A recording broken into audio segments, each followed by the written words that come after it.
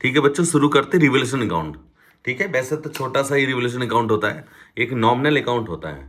और revolution account जैसा nominal account है तो ऑल लॉसेस क्या हो जाते हैं, डेबिट साइड में आते हैं, और ऑल इनकम्स एंड गेन्स किस साइड आते हैं, क्रेडिट साइड।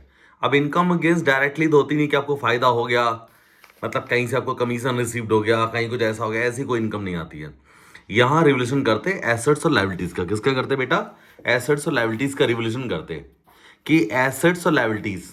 अब एसेट्स जैसे आपने रिवैल्यूट किया, जब एसेट लिखते हो तो हिस्टोरिकल कॉस्ट पे लिखते हो। किस पे लिखते हो बेटा, हिस्टोरिकल कॉस्ट पे। अब एसेट्स की वैल्यू अगर डिक्रीज हो गई, डिक्रीज का मतलब क्या हुआ, पहले 5 लाख थी, अब वैल्यू हो गई 4 लाख, तो कितना कम हो गया बेटा, कितना कम हो गया, आपकी कम हो गई 1 लाख। तो 1 लाख रुपए आ जाएंगे, 4 लाख नहीं आएंगे, जितना कम होगा उतना ही आएगा।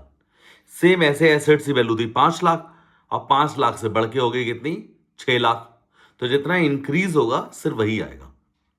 ठीक है, कितना, 1 लाख। सेम ऐसे ही लाइबिलिटीज होती है, अगर लाइबिलिटीज बढ़ेंगी तो आपका घाटा हो जाएगा, और अगर लाइबिलिटीज कम हो जाएंगी तो आपका फायदा हो जाएगा। ऐसे ही अनरिकॉर्डेड कोई लाइबिलिटीज मिल जाए, आपको लिखा होगा, डायरेक्ट बुक में आएगा, क्वेश्चन आएगा, डायरेक्ट आएगा। अनरिकॉर्डेड लाइबिलिटीज आपके लिए क्या है, घाटा, और अनरिकॉर्डेड एसेट्स मिल जाए तो क्या आपके लिए फायदा। ठीक है, फिर एक केस और लिखा हुआ है इसमें, क्या लिखा है बेटा, लिखा है इसमें ओवर वैल्यूड एसेट्स। जैसे ओवर वैल्यूड का मतलब होता है जैसे एसेट्स की वैल्यू थी 5 लाख। ठीक है, मैं आपको एक क्वेश्चन भी दिखा रहा हूं ऐसा।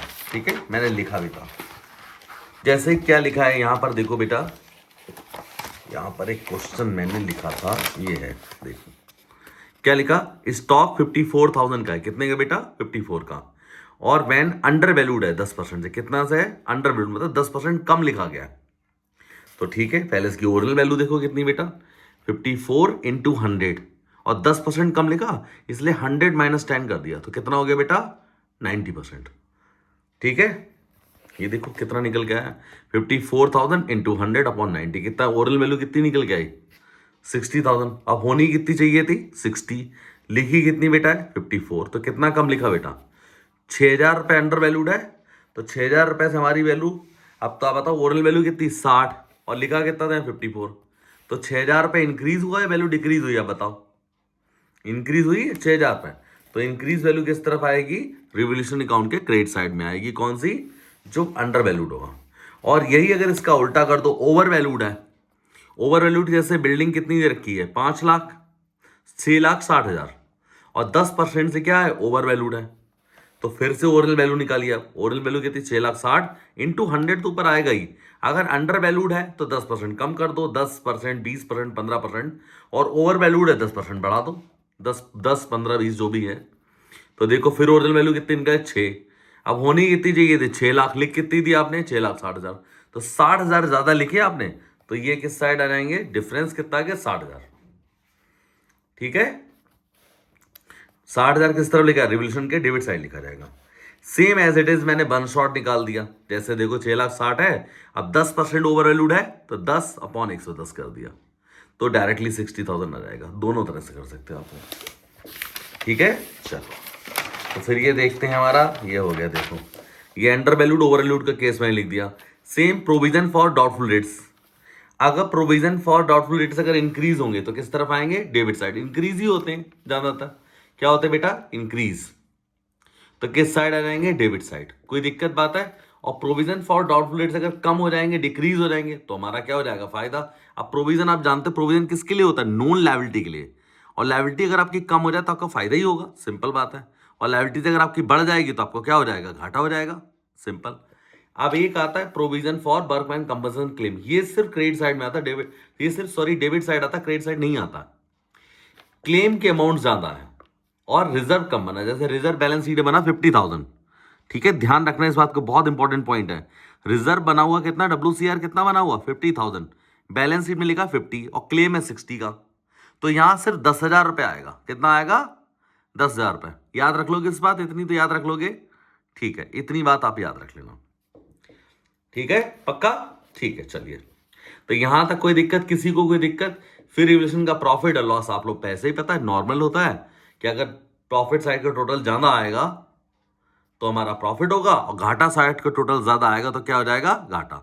और ये भी पता है जो भी बैलेंस शीट में आइटम होते हैं वो ओल्ड पार्टनर्स के ओल्ड रेशियो में डिस्ट्रीब्यूट हो जाते हैं।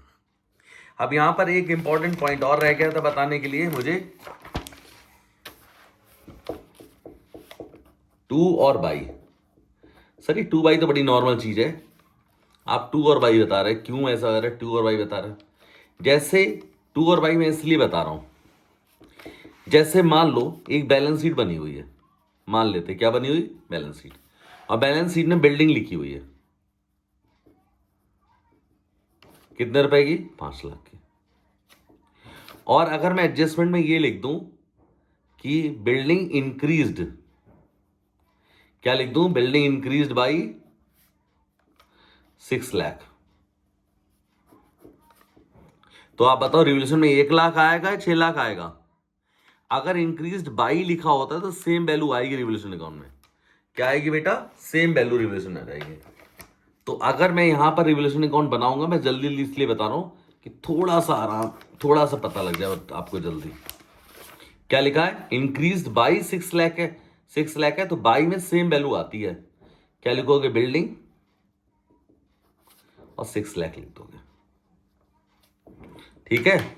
और इसका जरा सा उल्टा मैं कर दूं, ये बैलेंस शीट मान लो बनी है, क्या बनी बेटा, बैलेंस शीट बनी है, और यहां पर फिर से बिल्डिंग मैंने लिख दिया। अभी आप अंतर समझोगे, यहां पर बिल्डिंग कितना लिख दिया, 5 लाख, और नीचे एडजस्टमेंट लिख दिया इंक्रीज्ड टू, क्या लिख दिया, इंक्रीज टू लिख दो, या फिर एट लिख दे रहा हूं मैं, एट 6 लाख।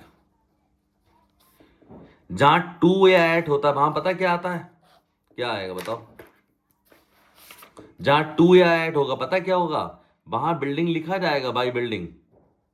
अब 6 लाख आएगा, डिफरेंस आएगा, वहां पर डिफरेंस आता है, मात्र 1 लाख आएगा। ये ध्यान रखना, आपके बहुत सारे क्वेश्चन बेटा हो जाएंगे। मैंने रिवोल्यूशन को इन शॉर्ट में समझाने की पूरी कोशिश की है ताकि आपको रिवोल्यूशन अकाउंट समझ में आ जाए। जनरल एंट्री मैथ्स की अगले पार्ट में सिखा दूंगा, ठीक है। तब तक के लिए गुड नाइट, क्योंकि बहुत टाइम हो गया, रात हो गई, 1 बज गया लगभग, ठीक बेटा।